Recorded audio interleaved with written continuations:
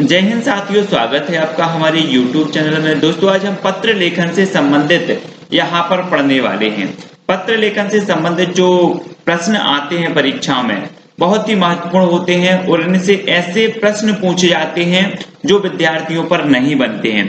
उनसे संबंधित हम कुछ यहाँ पर प्रश्न देखेंगे सबसे पहले, और उन प्रश्नों से जानेंगे कि किस प्रकार से प्रश्न जो है वो पूछे जाते हैं परीक्षाओं में, और उसके बाद कुछ टॉपिक के माध्यम से हम आपको बताने का प्रयास करेंगे, और उसके बाद में टॉपिक पढ़ के पूरा फिर बाद में हम प्रश्नोत्तरी रखेंगे, वो भी आपको उत्तर जो है उन प्रश्नों के देना है। तो दोस्तों, आपसे निवेदन करूंगा कि चैनल को सब्सक्राइब कर लें। आपको पता होगा, अगर आप आरपीएससी फर्स्ट ग्रेड या ऐसे एग्जाम की तैयारी कर रहे हैं जिनके सिलेबस में जो है पत्र लेखन है, तो उनके लिए ये वीडियो बहुत ही महत्वपूर्ण है दोस्तों। तो आपको सब्सक्राइब करना है और वीडियो को लाइक और शेयर जरूर करना है दोस्तों।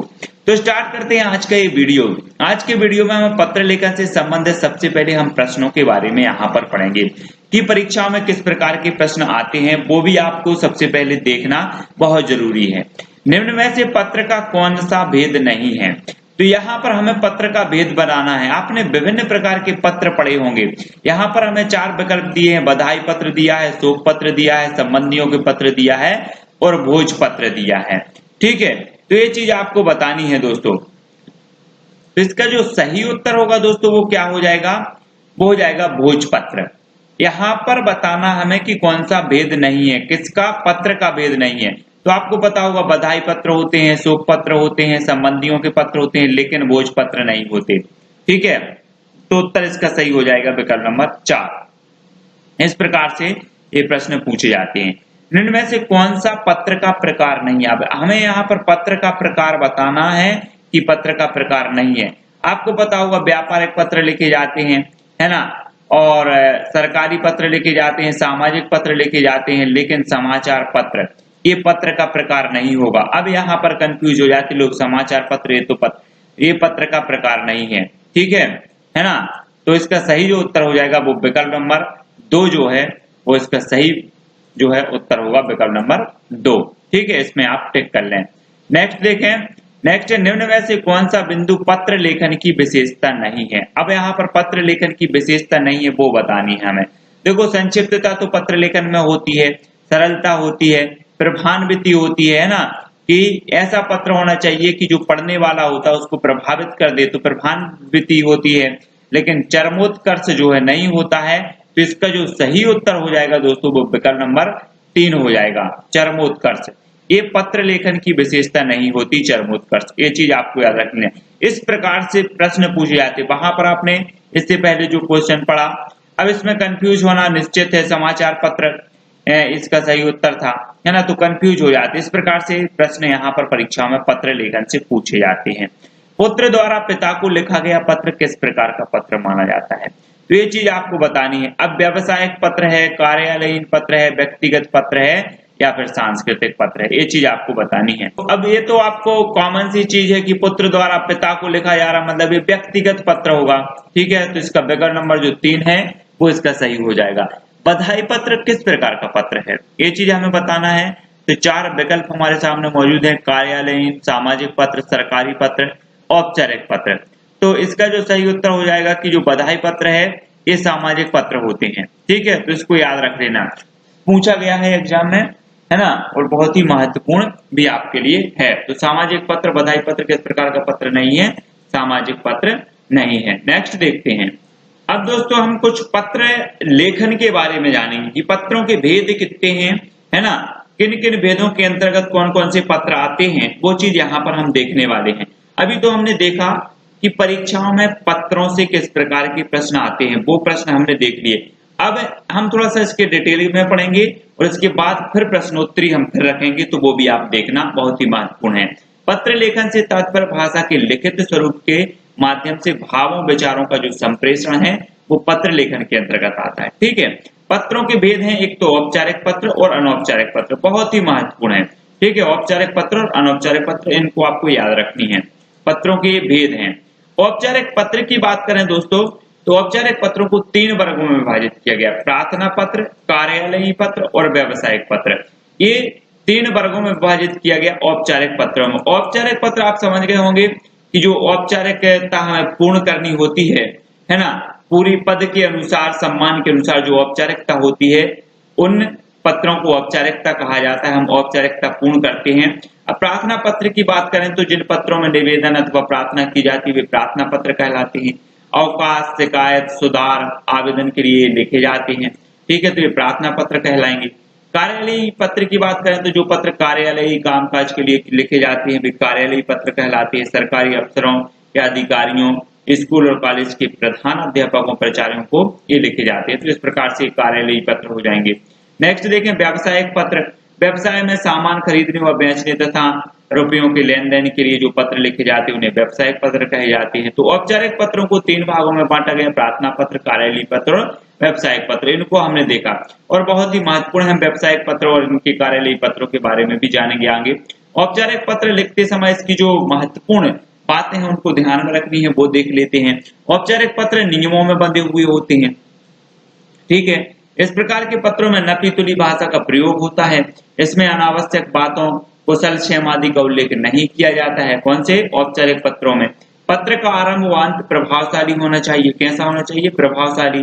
पत्र की भाषा सरल, लेकिन स्पष्ट व सुंदर होना चाहिए। तो ये चीज हमें याद रखनी है अच्छे से। यदि आप कक्षा अथवा परीक्षा भवन से पत्र लिख रहे हैं तो जो है कक्षा अथवा परीक्षा भवन अपने पता के स्थान पर तथा का खागा अपने नाम के स्थान पर लिखना चाहिए। तो ये चीज आपको याद रखनी है। पत्र पृष्ठ के बाईं ओर से हाशिए के साथ मिलाकर लिखें, है ना। ये बहुत ही महत्वपूर्ण यहाँ पर जो तथ्य दिए हैं औपचारिक पत्रों के। पत्र को एक पृष्ठ में ही लिखने का प्रयास करना चाहिए ताकि तारतम्यता बनी रहे एक ही पृष्ठ में। प्रधानाचार्य को पत्र लिखते समय प्रेषक के स्थान पर अपना नाम, कक्षा व दिनांक भी लिखना चाहिए। तो ये चीज आपको याद रखनी है। बात करें अनौपचारिक पत्र, जिसे कि निजी पत्र भी कहा जाता है। अनौपचारिक, जिसमें कोई अनौपचारिकता नहीं होती है। यह पत्र उन लोगों को लिखा जाता है जिनसे हमारा व्यक्तिगत संबंध होता है। ठीक है, अनौपचारिक पत्र अपने परिवार के लोगों को, जैसे माता, पिता, भाई, सगे संबंधी और मित्रों को उनका हालचाल, निमंत्रण आदि हेतु किया जाता है। तो ये क्या कहलाते हैं? अनौपचारिक पत्र। औपचारिक पत्र में औपचारिकता पूर्ण करनी होती है, अनौपचारिक पत्र निजी होते हैं। ठीक है, तो इसमें अनौपचारिक पत्र में संवेदना पत्र, निमंत्रण पत्र, शुभकामना पत्र, बधाई पत्र, शोक पत्र और संबंधियों के पत्र, ये पत्र आते हैं। तो इनको अपन को याद रखनी नहीं है, ये अनौपचारिक पत्रों के अंतर्गत आते हैं। पूछा जाता है निम्न में से कौन सा अनौपचारिक पत्र के अंतर्गत नहीं आता है, तो आपको याद रख लेना है संवेदना पत्र, निमंत्रण पत्र, शुभकामना पत्र, बधाई पत्र, शोक पत्र, संबंधियों के पत्र, ये अनौपचारिक पत्रों की श्रेणी में आते हैं। तो ये चीज तो आपको याद ही रख लेना है इन पत्रों के बारे में कि ये अनौपचारिक होते हैं, औपचारिक कौन से होते हैं, अनौपचारिक कौन से होते हैं। तो यहाँ से एक क्वेश्चन जरूर बनता है। अच्छे पत्र की विशेषताएं देखें तो अच्छे पत्र की विशेषताएं भी पूछी जाती हैं। पूछ लिया जाता है कि निम्न में से बताइए अच्छे पत्र की विशेषता नहीं है। इस प्रकार से भी क्वेश्चन बनता है या है, इस प्रकार से बन जाता है। तो अच्छे पत्र की विशेषता होती है कि भाषा सरल होनी चाहिए। पत्र की भाषा साधारणतः सरल बोलचाल की होनी चाहिए। शब्दों के प्रयोग में सावधानी होनी चाहिए। उपयुक्त, सटीक, सरल और मधुर हो। सारी बातें सीधे साधे ढंग से स्पष्ट और प्रत्यक्ष लिखनी चाहिए। बातों को घुमा फिरा कर नहीं लिखना चाहिए। तो ये चीज आपको याद रखनी है कि इसकी जो भाषा है वो सरल और स्पष्ट हो। विचारों की सुस्पष्टता, पत्र में लेखक के विचार सुस्पष्ट और सुलझे होना चाहिए। कहीं भी पांडित्य प्रदर्शन की चेष्टा नहीं होनी चाहिए। बनावटीपन नहीं होना चाहिए। दिमाग पर बल देने वाली बातें नहीं लिखनी चाहिए। विचारों की मतलब स्पष्टता होनी चाहिए। संक्षेप और संपूर्णता, पत्र अधिक लंबा नहीं होना चाहिए, वह अपने संपूर्ण और संक्षिप्त हो। ये चीज आपको याद रखनी है। उसमें अतिशयोक्ति, बागजाल, विस्तृत विवरण के स्थान नहीं है। इसके अतिरिक्त पत्र में एक ही बात को बार बार दोहराना क्या है? दोष है। पत्र में मुख्य बातें आरंभ में लिखी जानी चाहिए। सारी बातें एक क्रम में लिखनी चाहिए। इसमें कोई भी आवश्यक तथ्य छूटने न पाए। पत्र अपने में संपूर्ण हो, अधूरा नहीं। पत्र लेखन का सारा आशय जो है पाठक के दिमाग पर पूरी तरह से बैठ जाना चाहिए। तो ये चीज आपको याद रखनी है। ठीक है, फिर भानुमति की बात करें तो पत्र का पूरा असर पढ़ने वाले पर पड़ना चाहिए। आरंभ और अंत में नम्रता और सौहार्द के भाव भी होना चाहिए। तो फिर भानुमति। बाहरी सजावट, पत्र की बाहरी सजावट से हमारा तात्पर्य यह है कि उसका कागज संभवतः अच्छा से अच्छा होना चाहिए। सबसे पहली बात, लिखावट सुंदर साफ पुष्ट हो, है ना, ब्राह्म आदि चिन्हों का प्रयोग यथास्थान किया जाए, शीर्षक तिथि अभिवादन अनुच्छेद अंत अपने अपने स्थान पर क्रमानुसार होने चाहिए, पत्र की पंक्तियां जो है सटाकर लिखी जाए। अब देखना यहाँ पर आपको ये चार जो विशेषताएं दी है इनको याद रखनी नहीं है, ठीक है ना, ये विशेषताओं को याद रखें, यहाँ से क्वेश्चन जरूर। विषय वस्तु के अनुपात से पत्र का कागज लंबा चौड़ा होना चाहिए, तो ये चीज आपको याद रखनी है। सबसे पहले क्या कि भाषा सरल होनी चाहिए, विचारों की सुस्पष्टता होनी चाहिए, संक्षेप और संपूर्णता होनी चाहिए, है ना, प्रभावान्वित होनी चाहिए, है ना, और बाहरी सजावट होना चाहिए। ये चीज तो आपको याद रखनी नहीं। यहाँ से क्वेश्चन बनता है औपचारिक पत्र कौन से हैं, अनौपचारिक पत्र कौन से हैं, वहां से क्वेश्चन बनता है, यहाँ से तो बनते ही हैं। कार्यालयीन पत्र की बात करें तो कार्यालयीन पत्रों से तात्पर्य ऐसे पत्रों से है जो सरकारी, गैर सरकारी, निजी अथवा व्यवसायिक कार्यालयों द्वारा अपने कामकाज के अनुक्रम में अन्य कार्यालयों या निजी व्यक्तियों को लिखे जाते हैं। मतलब कार्यालयीन पत्र मतलब कार्यालय से संबंध हो जाएंगे, ठीक है। शासकीय पत्र, अर्धशासकीय पत्र, परिपत्र, अनुस्मारक पत्र, है ना, शासनादेश पत्र, कार्यालयीय आदेश, सूचना निर्देश, कार्यालयीन प्रेस विज्ञप्ति, अनुदेश, संकल्प, प्रस्ताव, प्रतिवेदन और अनुज्ञप्ति। अब यहाँ से एक क्वेश्चन बनता है कि निम्न में से बताइए कौन सा औपचारिक पत्र है। तो जो अनुस्मारक पत्र होगा, है ना, या अर्धशासकीय पत्र होगा या शासकीय पत्र होगा, ये सभी क्या हो जाएंगे, औपचारिक पत्र हो जाएंगे, है ना। कार्यालयीन पत्र होंगे मतलब ये औपचारिक पत्र के अंतर्गत आएंगे। तो ये चीज आपको याद रखनी नहीं है कि औपचारिक पत्र के अंतर्गत कौन कौन आते हैं, अनौपचारिक पत्र के अंतर्गत कौन कौन आते हैं। यहाँ से क्वेश्चन जरूर बनता है कोई भी एग्जाम, है ना। शासकीय पत्र, वैसे तो शासकीय कार्यालयों द्वारा लिखे जाने वाले सभी पत्र शासकीय पत्र कहे जा सकते हैं, किंतु तकनीकी दृष्टि से शासकीय पत्र शब्द का प्रयोग एक संकुचित अर्थ में होता है, ठीक है। इसके अंतर्गत शासकीय पत्र से तात्पर्य ऐसे पत्रों से है जो किसी शासकीय कार्यालय द्वारा अन्य शासकीय कार्यालय द्वारा कार्यालय को लिखे जाते हैं। इसमें शासन से ही संबंध किसी नीति जो है, निर्णय, समस्या आदि का उल्लेख होता है, तो ये शासकीय पत्र हो जाते हैं, ठीक है। बात करें शासकीय पत्रों की विशेषताएं, तो ये अत्यंत औपचारिक होते हैं शासकीय पत्र। इनका एक निश्चित ढांचा होता है, ये तथ्यपरक, संयत, संक्षिप्त होते हैं, भाषा स्पष्ट, सरल और शुद्ध होती है ना। निजी विचारों, कल्पनाओं, अलंकारों, मुहावरों, हास्य विनोद आदि के कोई स्थान नहीं होता शासकीय पत्रों में, तो ये चीज आपको याद रख लेनी है, ठीक है। कुछ महत्वपूर्ण तथ्य। अर्धशासकीय पत्र की बात करें तो इस प्रकार के यहाँ से क्वेश्चन जरूर बनता है अर्धशासकीय। इस प्रकार के पत्र का प्रयोग शासकीय अधिकारियों के मध्य पारस्परिक पत्राचार के लिए होता है, ठीक है। अर्धशासकीय पत्र उत्तम पुरुष शैली में लिखा जाता है, ये चीज तो आप याद रख लेना। अन्य जो भी पत्र होते हैं वो अन्य पुरुष शैली में लिखे जाते हैं, लेकिन जो अर्धशासकीय पत्र होता है वो उत्तम पुरुष शैली में लिखा जाता है, ठीक है। ये चीज आपको याद रखनी नहीं है। यह अनौपचारिक पत्र है, अर्धशासकीय पत्र जो है वो क्या है, अनौपचारिक पत्र है। यह पत्र आत्मीय पत्र शैली में लिखा जाता है, ये चीज भी आपको याद रखना है, आत्मीय पत्र शैली में लिखा जाता है। यह पत्रकार जल्दी करवाने के लिए लिखा जाता है, कार्य को जल्दी करवाने के लिए कौन सा पत्र लिखा जाता है, ऐसा क्वेश्चन भी बन जाता है, तो अर्धशासकीय पत्र, ठीक है। ऐसे भी आपको याद रख लेना। पूछा जाता है कि उत्तम पुरुष शैली में कौन सा पत्र लिखा जाता है, इस प्रकार से क्वेश्चन बन सकता है। भवदीय का प्रयोग नहीं होता और महोदय भी नहीं लिखा जाता है इसमें, ठीक है। भवदीय के स्थान पर आपका, शुभेच्छु जैसे शब्दों का यहाँ पर प्रयोग होता है, कौन से में, अर्ध शासकीय पत्र में, ठीक है। नेक्स्ट देखें, भवदीय के स्थान पर शुभेच्छु हो गया और दिनांक ऊपर बाईं ओर लिखा जाता है, ठीक है। संबोधन में प्रिय, प्रिय श्री, श्रीयुक्त का प्रयोग होता है, पत्र क्रमांक का प्रयोग नहीं किया जाता। अर्धशासकीय पत्र में प्रेषक का नाम और पद के ऊपर तथा प्रेषती का नाम और पद नीचे आता है, ठीक है। प्रेषक मतलब भेजने वाला, प्रेषती मतलब पाने वाला, ठीक है। ये चीज भी आपको याद रखनी है। अर्धशासकीय पत्र में निम्न गुण होते हैं, ये चीज आपको बहुत महत्वपूर्ण है। एक तो व्यक्तिकता होती है ना, अर्धशासकीय पत्र में अपनत्व होता है, विनम्रता होती है, अनौपचारिकता होती है, आदेशात्मक निर्देशात्मक वाक्यों का प्रभाव होता है। इनको याद रख लें, अर्धशासकीय पत्र में आपको ये व्यक्तिकता, अपनत्व, इनको याद रख लेना, ठीक है। जो हम बताते जा रहे हैं बहुत ही महत्वपूर्ण फैक्ट है वो आपके लिए, उनको तो आपको याद रख लेना। कहाँ से पूछ लिया जाए कोई भरोसा नहीं है। परिपत्र की बात करें तो परिपत्र शब्द का अर्थ से उसकी अंग्रेजी सर्कुलर शब्द से समझा जा सकता है। जो पत्र सर्कुलर किए जाते हैं वे सर्कुलर होते हैं, ठीक है। कभी कभी ऐसे भी पूछा जाता है कि परिपत्र को अंग्रेजी में क्या कहा जाता है, इस प्रकार से पूछा जाता है। या परिपत्र अंग्रेजी के किस शब्द से बना है, ऐसे भी इस प्रकार से पूछा जाता है। ठीक है ना। और बात करें कि इस प्रकार अभी एक क्वेश्चन पूछा गया कि मानक भाषा के लिए अंग्रेजी में कौन सा शब्द प्रयोग किया जाता है, इस प्रकार से पूछा गया था।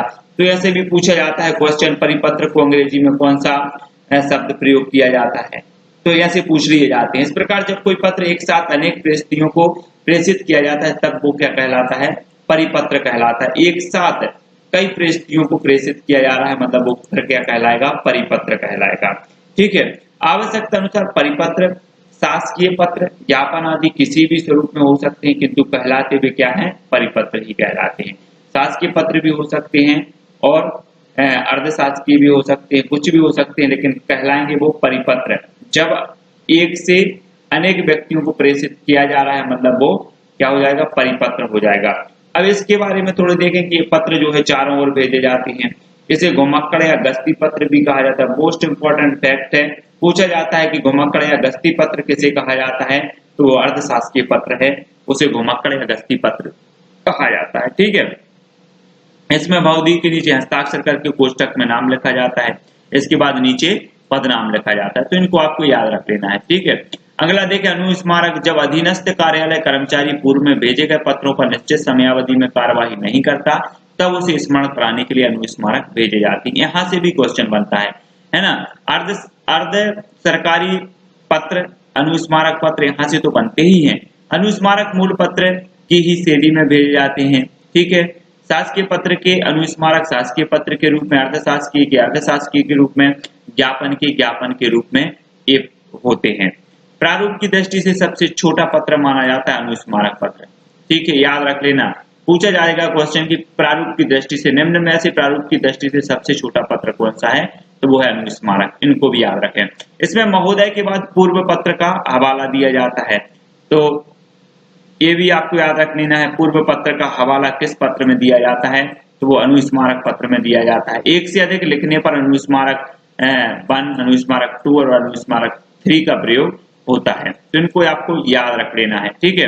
कुछ और महत्वपूर्ण प्रश्न उत्तर जो परीक्षाओं में आते हैं उनके बारे में देख रहे हैं अपन कि सबसे पहले बात करें कि घुमक्कड़ गस्ती पत्र कहा जाता है, तो हमने पहले भी पढ़ लिया कि परिपत्र जो होता है वो क्या कहलाता है ना, जो कहलाता है क्या, तो इसका जो सही उत्तर होगा वो परिपत्र हो जाएगा। घुमक्कड़ या गस्ती पत्र कहा जाता है परिपत्र को, है ना, जो चारों ओर घूमता है वो घुमक्कड़ गस्ती पत्र है, परिपत्र। इनको याद रखें, सर्कुलर, है ना। निम्न में से कौन सा पत्र उत्तम पुरुष शैली में लिखा जाता है, अभी ये क्वेश्चन ऐसे बनता है उत्तम पुरुष शैली में, तो जो अर्ध सरकारी पत्र होता है दोस्तों वो उत्तम पुरुष शैली में लिखा जाता है। बहुत ही महत्वपूर्ण प्रश्न है और इस प्रकार से क्वेश्चन पूछे भी गए हैं पिछली परीक्षा में, वो क्वेश्चन हम आपको बता रहे हैं जिससे आपको भी अनुभव हो जाए कि किस प्रकार के पत्र से प्रश्न पूछे जाते हैं। ठीक है। पत्र लेखन में पूर्वापर संबंध से क्या तात्पर्य है। जी हाँ दोस्तों, इसका उत्तर हमें बताना है कि पूर्वापर संबंध से क्या है। क्रम से पत्र लिखना, पत्र में तिथि लिखना, पुराने संबंध बनाए रखना या पूर्व लिखित पत्रों का संग्रह। अब पूर्वापर संबंध से तात्पर्य यही होगा कि पूर्व लिखित पत्रों का संदर्भ। ठीक है, ये पूर्वापर संबंध होता है, तो विकल्प नंबर 4 जो है इसका सही हो जाएगा। अंतर्देशीय पत्र का उपयोग, अंतर्देशीय जो पत्र होता है इसका उपयोग कहाँ होता है, तो ये 4 विकल्प हैं, 4 में से इसका सही उत्तर हो जाएगा अंतर्देशीय पत्र का। यहाँ पर कंफ्यूज होते हैं लोग, अंतर्देशीय देश के भीतर पत्र व्यवहार के लिए होता है अंतर्देशीय पत्र का उपयोग, है ना, कंफ्यूज नहीं होना, इस प्रकार से क्वेश्चन भी आते हैं। ठीक है। नेक्स्ट देखें, सरकारी पत्रों में सरनाम किसे कहा जाता है, तो सरनामा किसे कहा जाता है, तो किसे कहा जाता है दोस्तों, शीर्षक को कहा जाता है। याद रख लेना, सरकारी पत्रों में सरनामा कहा जाता है शीर्षक को, ये क्वेश्चन भी पूछा हुआ है, तो इनको याद रख लेना अच्छे से। सरकारी पत्रों में प्रेषक के हस्ताक्षर कहाँ होने चाहिए। जी हाँ दोस्तों, ये आपको बताना है कि प्रेषक के जो हस्ताक्षर हैं वो कहाँ होने चाहिए सरकारी पत्रों में, तो इसका सही उत्तर बताना है। तो इसका सही उत्तर हो जाएगा दोस्तों, वो हो जाएंगे पत्र के अंत में दाईं ओर। ठीक है, सरकारी पत्रों में प्रेषक के हस्ताक्षर पत्र के अंत में दाईं ओर होते हैं, विकल्प नंबर 1 इसका सही हो जाएगा। नेक्स्ट, निम्न में से किस प्रकार के पत्र में सेवा में लिखा जाता है, तो सेवा में लिखा जाता है तो कौन से पत्र में लिखा जाता है, औपचारिक पत्र में लिखा जाता है। ठीक है, लिखा जाता है ना सेवा में श्रीमान, तो ये औपचारिक पत्र होते हैं, है ना। तो इसको याद रखें, विकल्प नंबर 2 इसका सही हो जाएगा। नेक्स्ट देखते हैं, अगला है एक आदर्श पत्र लेखन की विशेषताओं में निम्न में से किस बिंदु को नहीं माना जाता। जी हाँ दोस्तों, किस बिंदु को नहीं माना जाता आदर्श पत्र लेखन की विशेषताओं में। तो यहाँ पर 4 विकल्प हैं। देखो, विचारों की सुस्पष्टता होती है आदर्श पत्र लेखन में, सरल भाषा शैली होती है, पांडित्य प्रदर्शन नहीं होता, पत्र लेखन के अंगों का समावेश तो होता ही है। तो इसका सही उत्तर हो जाएगा विकल्प नंबर 3, पांडित्य प्रदर्शन नहीं होता एक आदर्श पत्र लेखन में, है ना। तो ये चीज आपको याद रखनी है। टॉपिक में हमने पहले भी पढ़ा है कि पत्र लेखन में पांडित्य प्रदर्शन नहीं होता। सामाजिक अनौपचारिक पत्र में अपने से बड़ों के लिए निम्न में से कौन सा निवेदन नहीं उपयोग में लाया जाता। तो अपने से बड़ों में बात करें तो अपने से बड़ों के लिए नहीं लिया जाता, तो कौन सा नहीं लिया जाता, तो कौन सा नहीं लिया जाता, इसका सही उत्तर हो जाएगा आपका साथी। ये अपनों से बड़ों के लिए जो है निवेदन नहीं उपयोग में नहीं लाया जाता, तो आपका साथी, इसका विकल्प नंबर 2 सही हो जाएगा। ठीक है, नेक्स्ट बात करें, पत्र के अंगों का उचित क्रम बताना है। जो पत्र के जो अंग होते हैं, सबसे पहले क्या होता है, सबसे पहले तो हम बात करें कि प्रारंभ होगा, फिर संबोधन होगा, फिर कलेवर होगा और फिर अंत होगा। मतलब जो विकल्प नंबर 2 है वो सही हो जाएगा। पत्र के ये अंग होगा, उचित क्रम होगा। इस प्रकार से भी क्वेश्चन पूछा जाता है। तो प्रारंभ, संबोधन, कलेवर और अंत, तो इसको याद रखें। ठीक है, औपचारिक पत्र को खालिस्तान भी कहा जाता है। जी हाँ दोस्तों, औपचारिक पत्र जो होते हैं उन्हें क्या कहा जाता है, व्यावसायिक पत्र कहा जाता है, कार्यालयीन पत्र कहा जाता है, पारिवारिक पत्र कहा जाता है, आपातकालीन पत्र कहा जाता है। तो इसका सही उत्तर हो जाएगा विकल्प नंबर 2, कार्यालयीन पत्र भी कहा जाता है औपचारिक पत्रों को। ठीक है, औपचारिक पत्रों को कार्यालयीन पत्र भी कहा जाता है। नेक्स्ट देखें, अनौपचारिक पत्र में अपने बराबर वालों को निम्न में से कौन सा संबोधन उपयोग में लाया जाता है। बराबर वालों की बात कर रहे हैं, तो देखो, पूज्य तो बड़ों के लिए हो जाए, आदरणीय नहीं होगा, अनुज भी नहीं होगा, तो बराबर वालों के लिए क्या हो जाएगा, प्रिय मित्र। इसका विकल्प नंबर 2 जो है वो सही हो जाएगा। ठीक है, नेक्स्ट है, पत्र लेखन में संबोधन किसे कहा जाता है। तो संबोधन किसे कहा जाता है, तो हाशिए को नहीं कहा जाता, प्रेषक का पता नहीं, प्राप्त करने के पते को भी नहीं। तो इसका सही उत्तर हो जाएगा विकल्प नंबर 4, प्राप्तकर्ता के प्रति सम्मान या स्नेह को जो है संबोधन कहा जाता है। ठीक है, आपका पत्र मिला से आरंभ होने वाले पत्र के संदर्भ में निम्न में से कौन सा कथन सत्य है। तो कौन सा कथन सत्य है, यह किसी पूर्व पत्र का उत्तर है, बिल्कुल सही है।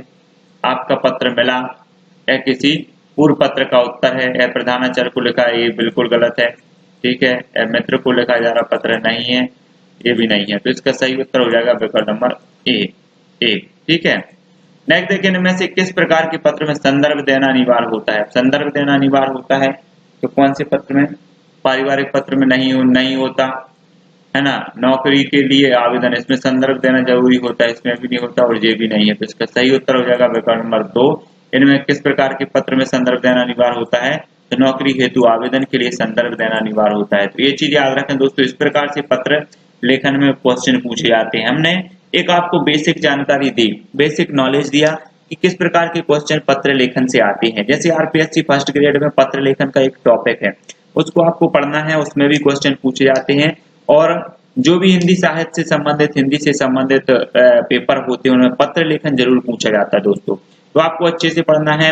स्टूडेंट क्या करते हैं कि पत्र लेखन आदि, निबंध लेखन आदि, इन पे ध्यान नहीं देते और इन्हीं से क्वेश्चन आते हैं। बात करें एमपी टेट की, तो एमपी टेट में जो भी एग्जाम हुआ, वर्ग 1 का एग्जाम हुआ या वर्ग 2 का, कम से कम 3 से 4, किसी एग्जाम में 5 और 6 नंबर तक के पत्र लेखन से क्वेश्चन पूछे गए।